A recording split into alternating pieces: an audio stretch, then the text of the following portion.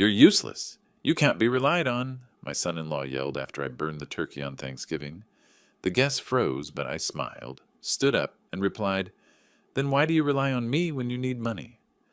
What he did next made me call 911. Before we continue, please subscribe to the channel and write in the comments what time it is where you are now. The oven door swung open with a metallic screech. Black smoke billowed out in thick clouds, carrying the acrid stench of charred meat and burned stuffing. I pulled the turkey out with trembling oven mitts. The bird skin cracked and blackened beyond recognition. The smoke alarm shrieked overhead. "What the hell is that?" Jonah's voice cut through the kitchen from the doorway. Behind him, Emma, Fred, and Sarah stood frozen, their faces shifting from holiday anticipation to horror. The destroyed turkey sat on the counter like evidence of some terrible crime. "I fell asleep," I said quietly, setting down the ruined bird. "My phone died. I'm sorry." "Sorry?" Jonah stepped closer, his face flushing red. "Sorry doesn't fix Thanksgiving, Willard. 24 people are coming here in 2 hours. Priscilla appeared beside him, her hand flying to her mouth. "Dad? Oh no. The guests? They're already starting to arrive." "I can drive to the store," I offered. "Maybe they have pre-cooked turkeys, or we could—" "Drive to the store?" Jonah's laugh was sharp, bitter. "On Thanksgiving afternoon? Everything's closed, you senile old man," Emma gasped. Fred stepped forward, his face darkening. "Now wait just a minute." But Jonah wasn't finished. He grabbed the turkey by its charred leg and hurled it toward the trash can. It missed, splattering grease across the kitchen floor. "This is exactly what I should have expected from you. Absolutely nothing you touch works out right." "Jonah, please." Priscilla reached for his arm, but he shook her off. "No, Pris. I'm done pretending this man is reliable. Look at this mess. Look at what he's done to our holiday." I stood perfectly still, absorbing each word like physical blows. The smoke continued to pour from the open oven, but nobody moved to turn it off. Sarah covered her mouth with both hands. Emma's eyes filled with tears. "I said I was sorry," I repeated, my voice steady despite the humiliation burning in my chest. "I'll find a solution. There has to be something." "Solutions?" Jonah spun around to face me fully. "You think throwing money at problems fixes everything, don't you? Well, this time your checkbook can't save the day." The kitchen fell silent except for the persistent smoke alarm. Fred finally reached over and turned off the oven, but the damage was done. The smell of failure hung in the air like an accusation. "That's enough," Emma said firmly, but Jonah ignored her. "You know what your problem is, Willard. You promise things you can't deliver. You act like some kind of hero, but when it actually matters, when people are counting on you, you fall asleep on the job." His words hit something deep in my memory. All those times he'd called me reliable, dependable, his savior. All those crisis phone calls when he needed money, needed help, needed someone to bail him out of another financial disaster. The hypocrisy of his accusations struck me like lightning. "Reliable?" The word came out quieter than I intended, but it carried weight. "You want to talk about reliable, Jonah?" "Reliable?" The word echoed in my mind as I stared at Jonah's furious face. Suddenly I wasn't standing in the smoky kitchen anymore. I was back in my small apartment in 2019, watching Jonah pace my living room with tears in his eyes. "I don't know what else to do, Willard. The bank says we need $15,000 down by Friday, or we lose the house. Priscilla doesn't know how bad it is. The kids—" His voice had cracked then, all his pride stripped away. I'd written the check without hesitation. $15,000 from my modest savings, handed over with no contract, no timeline for repayment, just trust between family members. "I'll never forget this," he'd promised, gripping my hand. "You're saving our whole future." But he had forgotten. 2 years later, he was back. "It's Tommy's tuition," he'd explained over coffee at the diner near his office. $8,000 for the spring semester.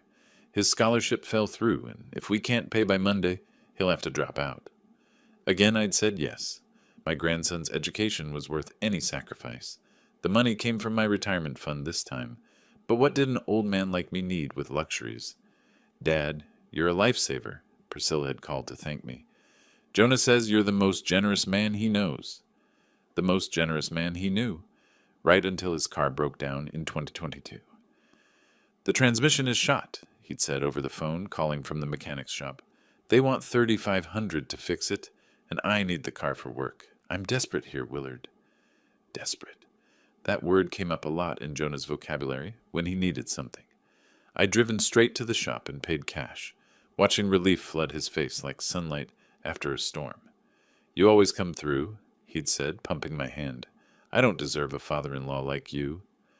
No, he probably didn't. The worst was last winter. Priscilla's surgery, the one her insurance only partially covered.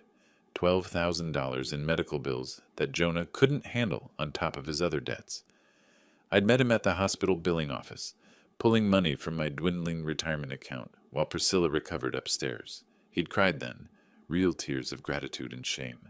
I'll pay you back, he'd whispered. Every penny. I swear on my children's lives. But the promises were like smoke, visible for a moment, then gone. There were smaller things too.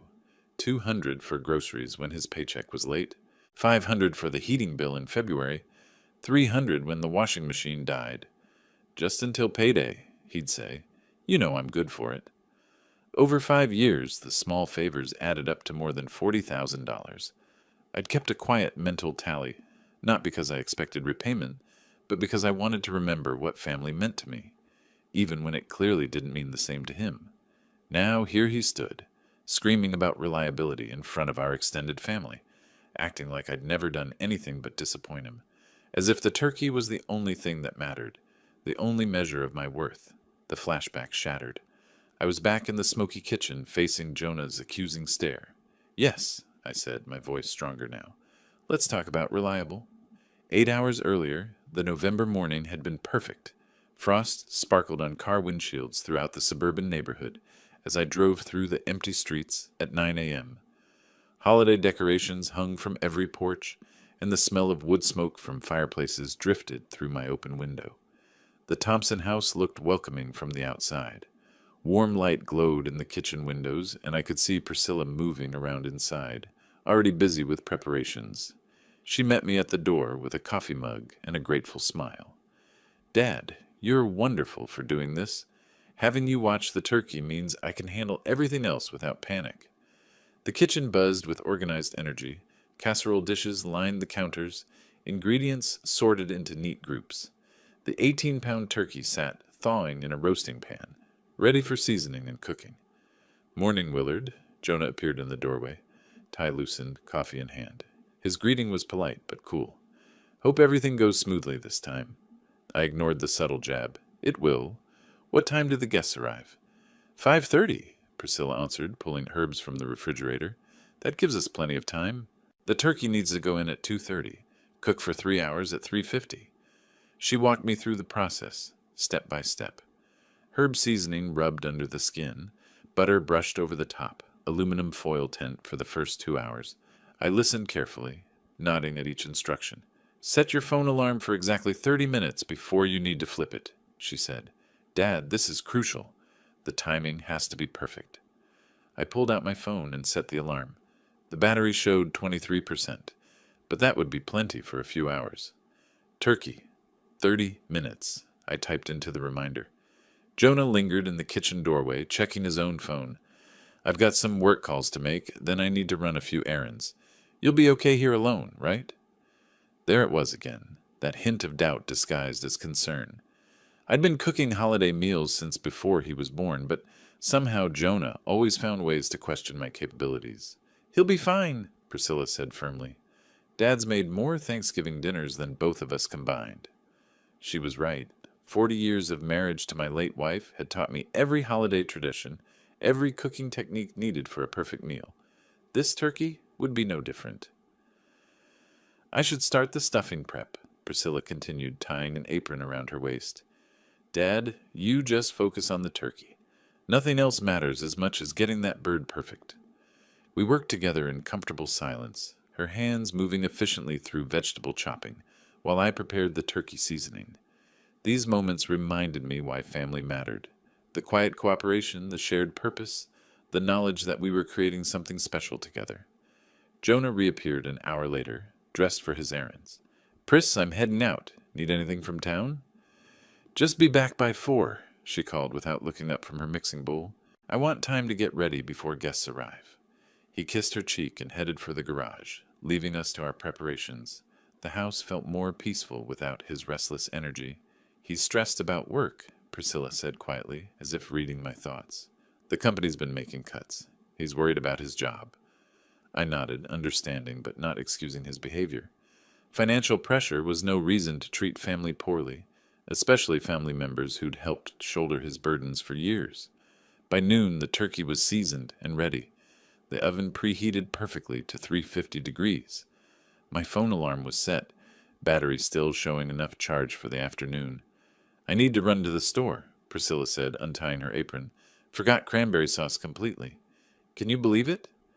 She gave me final instructions about the turkey timing, then gathered her purse and keys. Exactly 30 minutes, Dad. Set your timer and don't let anything distract you. I won't, I promised, walking her to the door. Take your time. Everything's under control here. The house fell quiet after she left. Jonah was still out on his errands, and I had the place to myself. I settled into the comfortable living room chair, phone within easy reach, feeling satisfied with the morning's work. This was what I lived for, being useful, being needed, being part of something important. The turkey would be perfect. The family would gather, and for one evening all the small resentments and financial tensions would disappear behind shared gratitude and tradition. I closed my eyes just for a moment, listening to the peaceful silence of the empty house. 3 o'clock arrived with afternoon sunlight streaming through the living room windows. I checked the oven one final time.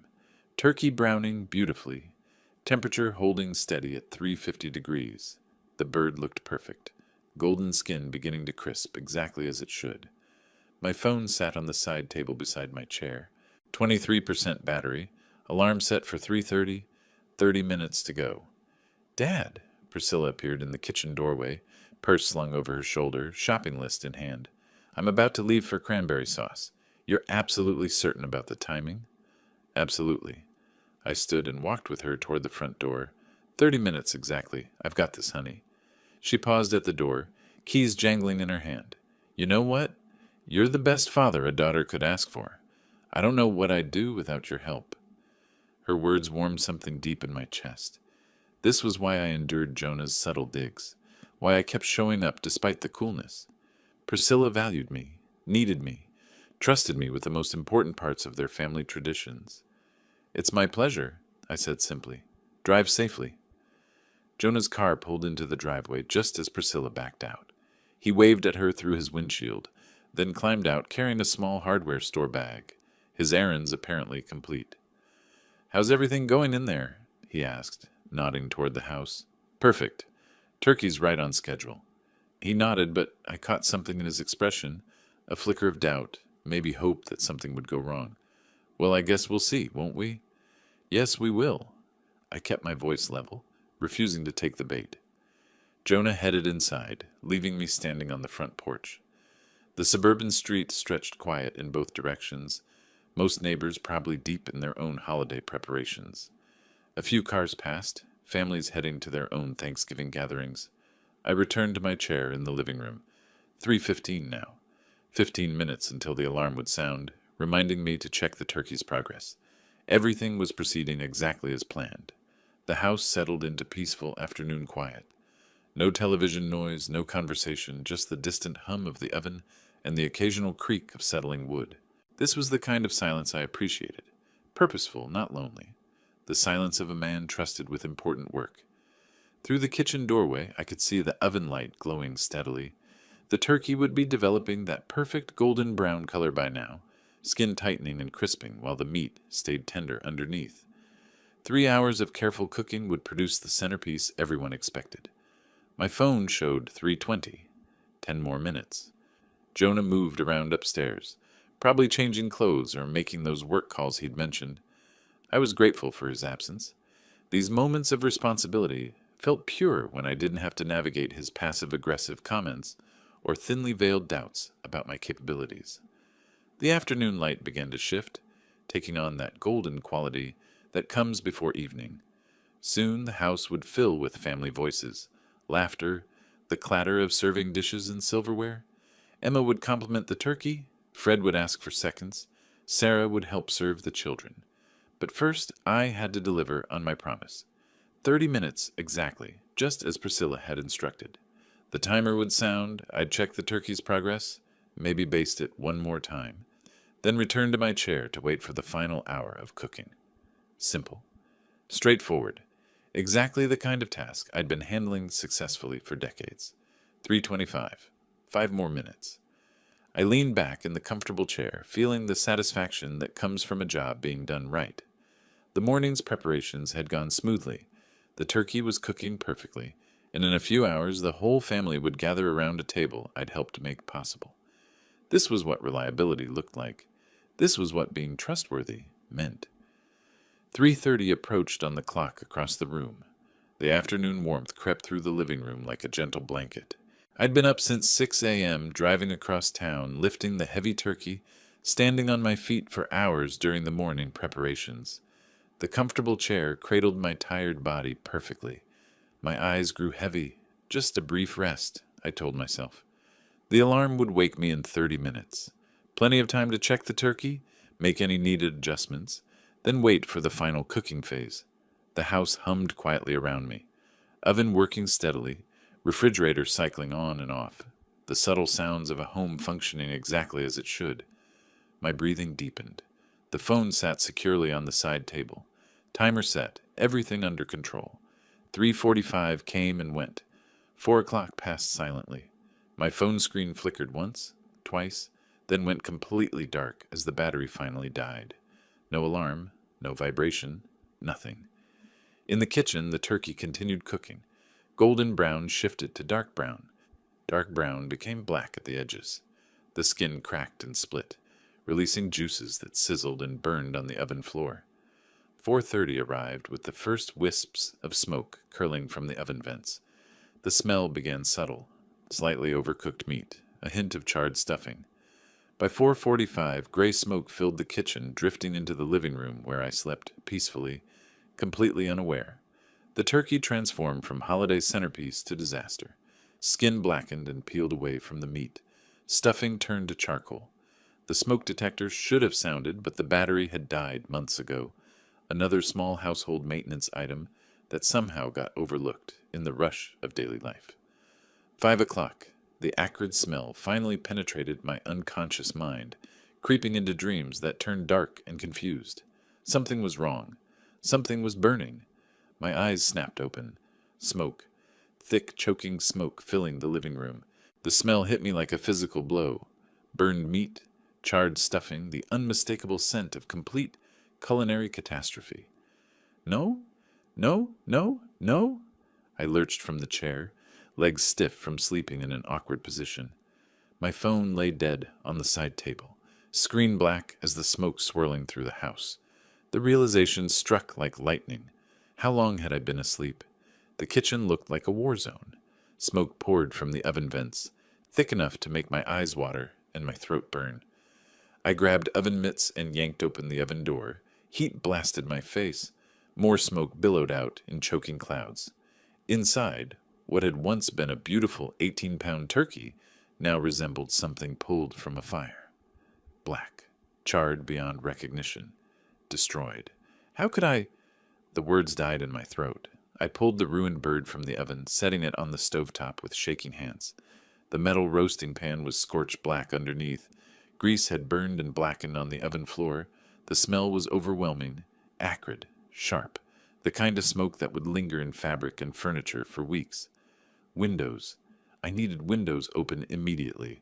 Racing through the house, I threw open every window I could reach. Cool November air rushed in, but it would take hours to clear the smoke completely. Hours we didn't have. I grabbed my phone, desperately pressing the power button. Nothing. Completely dead. 5 o'clock. Priscilla would return soon. Guests were expected at 5:30. In 30 minutes, the house would fill with family members, expecting a perfect Thanksgiving dinner. And instead, they'd find this: smoke, destruction, and the charred remains of their holiday centerpiece. The turkey was beyond salvation. No amount of scraping or sauce could disguise this level of burning. We needed a replacement immediately. Maybe the grocery store would still have pre-cooked turkeys available. Maybe I could drive fast enough to find something, anything, to salvage the dinner. It was Thanksgiving afternoon, but surely somewhere. Car doors slammed in the driveway. My heart sank. They were back early. Through the front window, I watched Priscilla step out of her car, cranberry sauce bag in hand, smile bright with satisfaction at a successful shopping trip.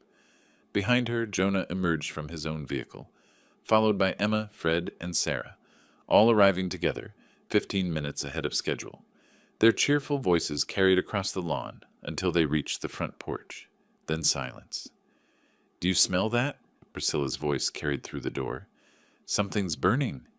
I stood frozen in the smoky kitchen, oven mitts still on my hands, the destroyed turkey cooling on the stovetop like evidence of criminal negligence. There was nowhere to hide, no way to minimize what had happened. The front door opened. "Dad!" Priscilla called out, concern replacing her earlier happiness. "What's that smell?" I walked to the kitchen doorway as they filed into the house. Priscilla saw my face first. The guilt, the ash stains on my shirt, the defeat in my posture. Her eyes widened as she took in the haze of smoke still hanging in the air. "Oh, no."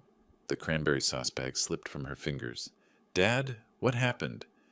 Emma appeared behind her, face creased with worry. Fred pulled Sarah back a step, both of them taking in the disaster with shocked expressions. Jonah pushed past them all, heading straight for the kitchen. "I fell asleep," I said simply. "My phone died. I'm so sorry." Jonah reached the kitchen first, his face going pale as he saw the blackened turkey. "Jesus Christ, Willard, look at this!" "Language," Emma scolded automatically, but her heart wasn't in it. Priscilla rushed to the oven, peering at the charred remains of what should have been their perfect holiday centerpiece. "How long were you asleep? How long was it cooking?" "I don't know. An hour? Maybe more." The words felt like confessing to murder. "The battery died. The alarm never went off." "An hour?" Jonah's voice climbed higher. "You overcooked our Thanksgiving turkey by an hour?" Fred stepped forward, practical as always. "Let's get more windows open. Clear this smoke out." He headed for the dining room windows, Sarah following to help. Emma moved to my side, her weathered hand touching my arm gently. "Accidents happen, Willard. Don't blame yourself too harshly." But Priscilla looked stricken, staring at the ruined turkey, as if it represented something much larger than dinner. "The guests will be here in 15 minutes. What are we going to do?" "I'll drive to the store right now," I offered desperately. "Maybe they have something pre-cooked, or—" "On Thanksgiving afternoon?" Jonah laughed bitterly. "Everything's been closed for hours. There's nothing open until tomorrow." The reality settled over us like the lingering smoke. No turkey meant no traditional dinner. No traditional dinner meant a ruined holiday for 24 family members who'd been looking forward to this gathering for weeks. "We could order pizza," Sarah suggested weakly from the dining room. "Pizza," Jonah repeated the word like a curse, "for Thanksgiving, with Emma and Fred and all the cousins coming. Pizza." Priscilla sank into a kitchen chair, her head in her hands. "I should have stayed. I should have checked on you before leaving." "No." I moved toward her, desperate to take responsibility. "This is completely my fault. I promised to watch the turkey and I failed. The phone dying is no excuse. I should have set a backup timer, should have stayed awake." Emma opened more windows while Fred returned from the dining room.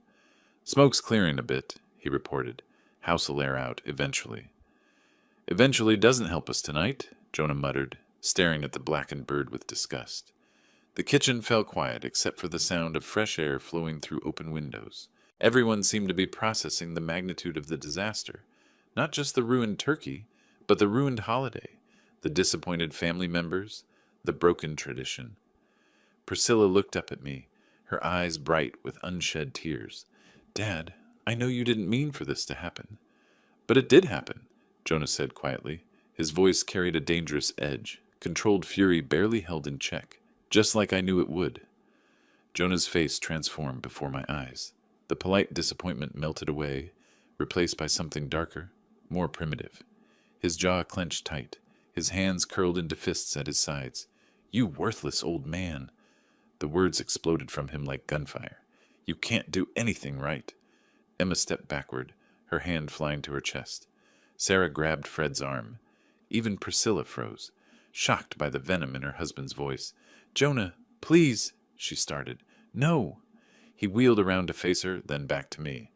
I'm sick of this, Pris. I'm sick of pretending your father is some kind of blessing when he's nothing but a burden.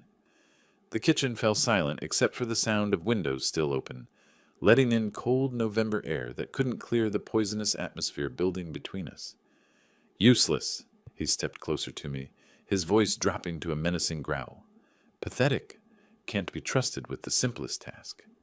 I stood perfectly still, watching this man reveal himself completely. Years of careful politeness, of barely concealed resentment, finally erupting in front of witnesses. Part of me felt almost relieved. The pretense was finally over. That's enough, Emma said firmly, her voice carrying the authority of age and family position. Jonathan, you're going too far. But Jonah was beyond hearing reason. He grabbed the ruined turkey from where I'd set it on the counter, his face twisting with disgust and rage. This is what we get! He lifted the blackened bird over his head. This is what happens when we trust him with anything important. Don't you dare! I started, but it was too late. He hurled the turkey directly at me. I ducked sideways, the charred bird sailing past my shoulder, to explode against the kitchen wall behind me. Burnt stuffing scattered across the floor. Grease splattered the cabinets. The impact left a dark stain on the white paint. Jonah! Priscilla screamed. What is wrong with you? Fred stepped forward, his face dark with disapproval. That's enough, son. Time to calm down. Calm down? Jonah laughed bitterly. This is Thanksgiving, the most important day of the year for families, and he destroyed it. He pointed at me like I was some kind of criminal. Like he destroys everything he touches. Sarah covered her mouth with both hands, staring at the turkey mess on the wall.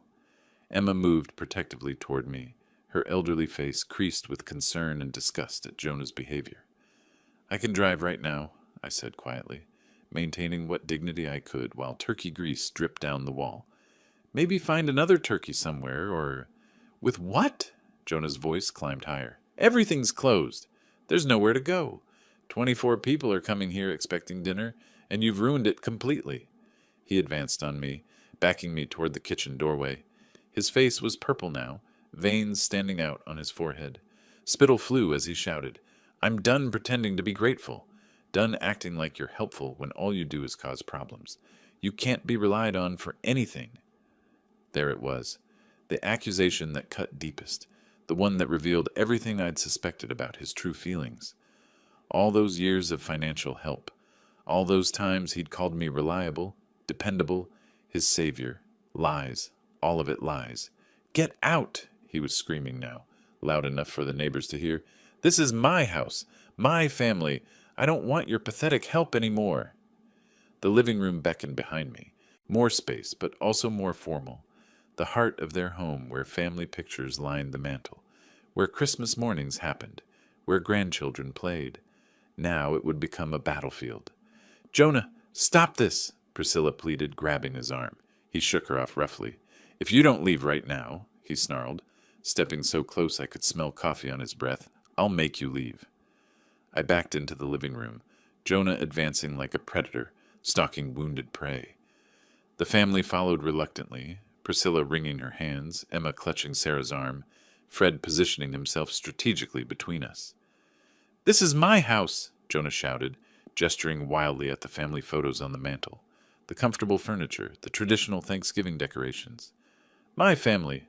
I don't want to see your pathetic face in here anymore. The living room felt different now, corrupted. This space where children had opened Christmas presents, where birthday parties had been celebrated, where family had gathered for countless happy occasions, now witnessed something ugly and irreversible. Whoa there, Jonah! Fred stepped directly between us, hands raised peacefully but firmly. This is Priscilla's father we're talking about, your children's grandfather. Grandfather? Jonah laughed bitterly. What kind of grandfather ruins his own family's holiday? What kind of man falls asleep when people are counting on him? Emma found her voice, sharp with moral disapproval. Jonathan Thompson, you're acting like a child having a tantrum. This is not who your wife married. Oh, you want to know who she married? Jonah's eyes glittered dangerously. She married someone who's tired of cleaning up after this old man's mistakes. Christmas last year, he forgot to pick up the ham. Easter, the dessert he was supposed to bring never showed up. My birthday party. Stop it, Priscilla whispered, tears starting in her eyes. Just stop. But Jonah was building momentum, years of grievances pouring out like infected wounds finally lancing. He pointed at me accusingly, his finger jabbing dangerously close to my face.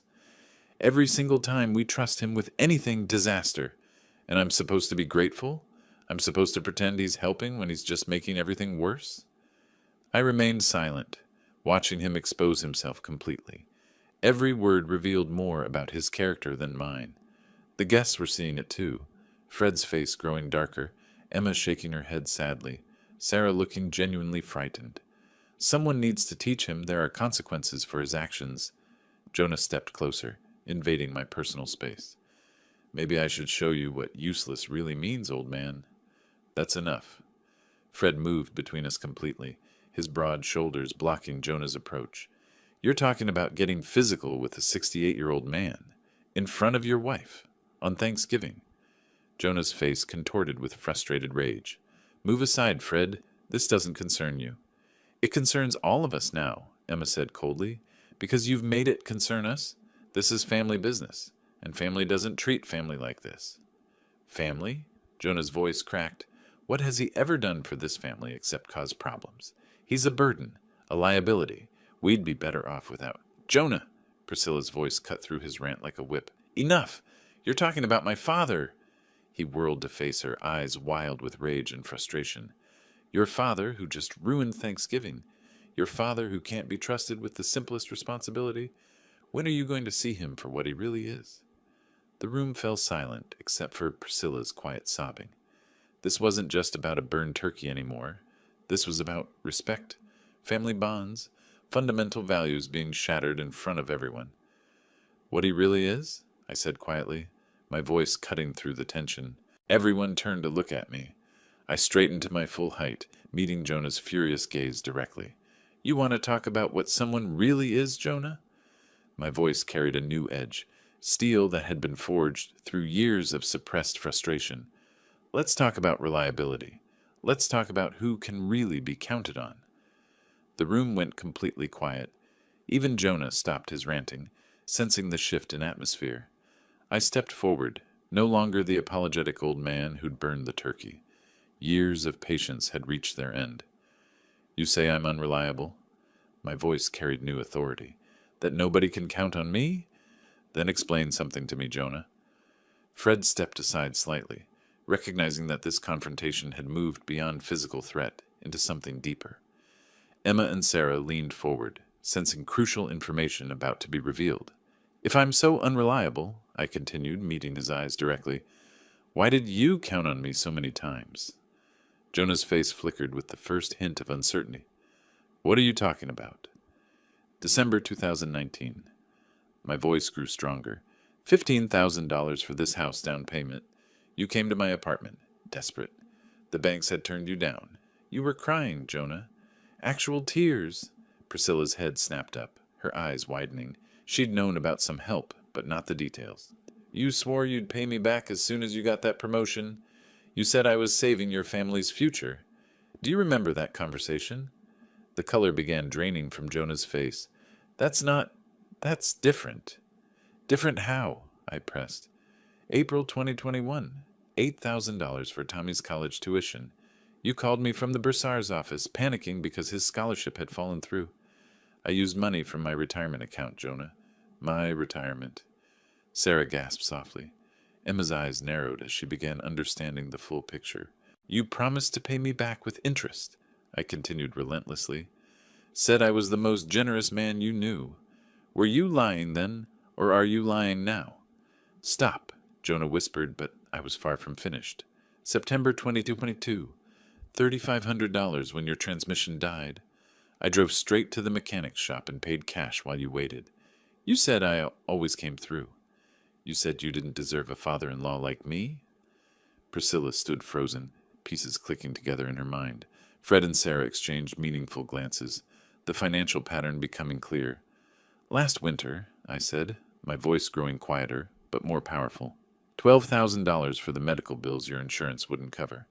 I met you at the hospital billing office while Priscilla was recovering upstairs. You cried again, Jonah.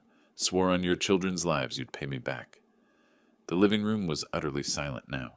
Everyone staring at Jonah, whose aggressive posture had collapsed into something smaller, cornered.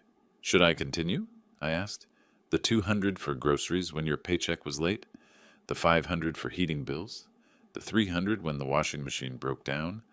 All those small favors that you promised were just until payday?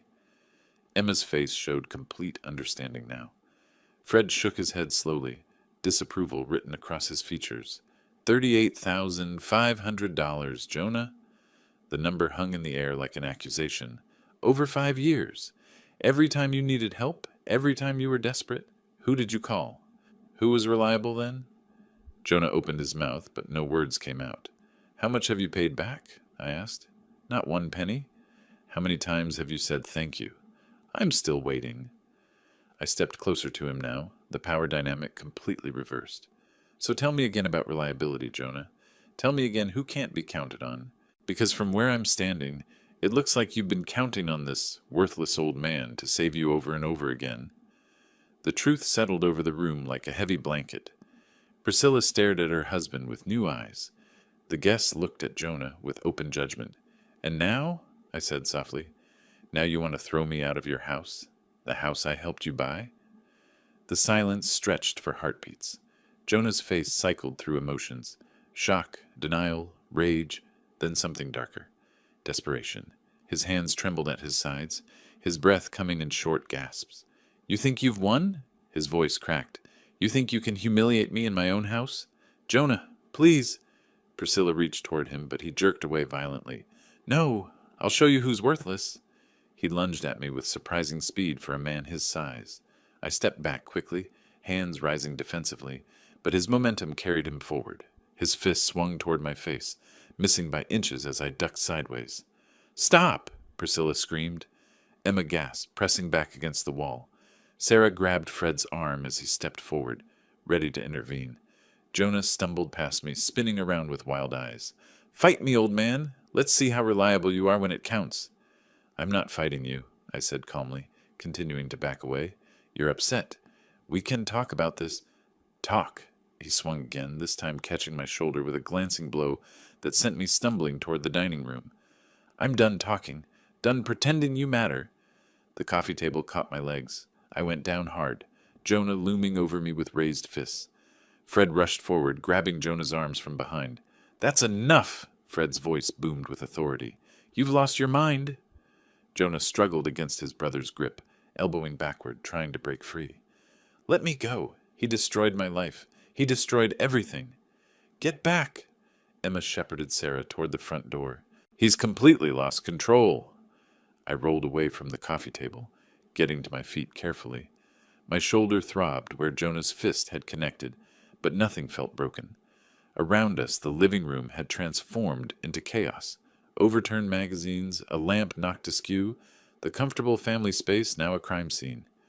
You ruined my marriage, Jonah screamed, still fighting Fred's restraint. Turned my wife against me, made me look like a fool. You did that yourself, I said quietly, backing toward the kitchen. He broke free from Fred's grip with a surge of desperate strength, charging after me again. I'll kill you. Do you hear me? I'll kill you for this. The kitchen loomed behind me. Knife block on the counter. Dangerous territory. Jonah's eyes fixed on the same target, his face twisted with murderous rage. Jonah, there are children in this neighborhood, Priscilla pleaded, tears streaming down her face. What's wrong with you? Fred grabbed him again, this time getting a better hold. Brother or not, I won't let you hurt an innocent man. I reached the counter, my hand finding my phone where I'd left it hours ago. The screen showed enough battery for what I needed to do. This had gone beyond family dispute into genuine violence. He's not innocent, Jonah writhed against Fred's grip. He's a manipulator, a user. He planned this whole thing. Planned burning the turkey, Sarah called from the doorway. Planned you losing your temper? Listen to yourself. My fingers found 911 on the keypad, 3 simple numbers that would bring official help, formal consequences, an end to this nightmare. What are you doing? Jonah's eyes fixed on my phone with panic. Put that down. 911 emergency. The operator's voice came through clearly. What's your emergency? I need police at 1247 Maple Street, I said calmly, despite the chaos around me. Domestic violence. My son-in-law is attacking me. There are witnesses. No! Jonah's scream echoed through the house. 5 minutes felt like hours. Fred kept Jonah pinned against the kitchen counter, while I stayed on the line with dispatch. Priscilla paced the living room, wringing her hands. Emma and Sarah huddled near the front window, watching for squad cars. I can see them coming, Sarah announced. Red and blue lights flashed across the house, painting the holiday decorations in official colors. Car doors slammed. Heavy footsteps approached the front door. Police department! Open up! Emma unlocked the door quickly. 2 officers stepped inside, a tall woman with graying hair and a younger man built like a linebacker. Their eyes swept the scene professionally. Overturned furniture, frightened family members, obvious signs of struggle. I'm Officer Martinez, the woman said. Who called 911? I raised my hand. Willard Ross. That's my son-in-law there. He physically attacked me after a family argument. Is anyone injured? Officer Martinez approached me, noting my torn shirt and the red mark on my shoulder. Minor bruising, nothing requiring medical attention. The male officer moved toward Fred and Jonah. Sir, I need you to step away from him. Fred released his grip reluctantly. Officer, this man attacked his elderly father-in-law. I had to restrain him to prevent serious injury. Jonah straightened his clothing, trying to regain composure. This is all a misunderstanding. Family disagreement that got out of hand. Attempted assault isn't a misunderstanding, Martinez said firmly. She turned to me. Tell me exactly what happened. I spoke calmly, methodically. We had a disagreement about a ruined turkey dinner. I revealed that my son-in-law owes me over $38,000 in unpaid loans. He became enraged and physically attacked me, threatening to kill me. These family members witnessed everything. Martinez took notes while scanning the room. How many witnesses? 4. Fred stepped forward. I'm Fred Thompson, his brother. I watched Jonah throw food, then lunge at Willard with intent to cause harm. Emma found her voice. I'm Emma Ross, Willard's sister. I saw the entire incident. Jonah completely lost control. Sarah nodded agreement. Sarah Mitchell. The violence started after Willard mentioned money Jonah borrowed, but never repaid. The second officer approached Priscilla, who stood torn between loyalty and truth. Ma'am, you witnessed this incident? She looked at her husband, then her father, tears flowing freely. Yes, my husband. He attacked my father, threatened to hurt him. I've never seen him like this before. Jonah's face crumpled as his wife's testimony sealed his fate. Priscilla, you don't understand. I understand perfectly, she said quietly. My father has been supporting our family for years, and you repaid his kindness with violence. Officer Martinez addressed the room. I need to speak with each witness separately. But first, she turned to Jonah. Sir, based on multiple witness statements, I'm placing you under citation for domestic assault. This is ridiculous, Jonah protested. He provoked me, humiliated me in front of my family. Emotional provocation doesn't justify physical violence, Martinez replied firmly. She produced a citation book. You have the right to contest this in court, but the evidence and witness testimony are clear. The younger officer photographed the overturned furniture, my torn shirt, the evidence of struggle throughout the living room and kitchen. What happens now? Priscilla asked quietly. Your husband receives an official citation. If he commits any further acts of violence or harassment against Mr. Ross, he'll face arrest and formal charges. This incident is now part of the official record. I watched Jonah's face as the reality settled in. Official consequences. Legal documentation. No longer just family business, but criminal behavior on his permanent record. Martinez handed me a card. Mr. Ross, you have the right to pursue a restraining order if you feel unsafe. Given the age difference and violent threats, the court would likely approve protective measures. That won't be necessary, I said, meeting Jonah's eyes, as long as this behavior never happens again. The officer completed her paperwork, while family members processed what had just occurred. Official intervention, truth documented, justice served through proper channels. We're finished here, Martinez announced. Mr. Thompson, any future incidents will result in immediate arrest. The citation requires a court appearance within 30 days. As the officers prepared to leave, Jonah stood isolated in his own kitchen, facing the consequences of 5 years of ingratitude, culminating in violence. The police cars pulled away, leaving the family in stunned silence. Jonah stood alone by the kitchen counter, the citation clutched in his trembling hand. The official document represented more than legal consequences. It marked the complete collapse of his victim narrative. "Dad," Priscilla approached me carefully, her voice thick with emotion. "I had no idea how much you've sacrificed for us. $38,000, and I never even knew." Emma placed her weathered hand on my arm. "Willard, you handled this entire situation with such dignity. A lesser man would have pressed full charges." Fred nodded approvingly. "You're a better man than I would have been in your position, showing mercy after what he put you through." Sarah wiped tears from her eyes. "The way you stayed calm during that attack, that shows real character." I looked around the room, at the overturned furniture, the remnants of our ruined Thanksgiving, the family members who now understood the complete truth. Despite everything, we were still together. "What matters is keeping our family intact," I said simply. "Jonah made mistakes, but destroying him won't solve anything." Jonah finally found his voice, barely above a whisper. I don't know how to repay you. The money, yes, but also," he gestured helplessly at the chaos around us, "this, what I've done." "You can start by acknowledging the truth," I replied, "and by making sure this violence never happens again." Priscilla moved to stand beside me, her choice clear. "Dad, I'm so sorry. I should have seen what was happening, should have recognized how much you were giving."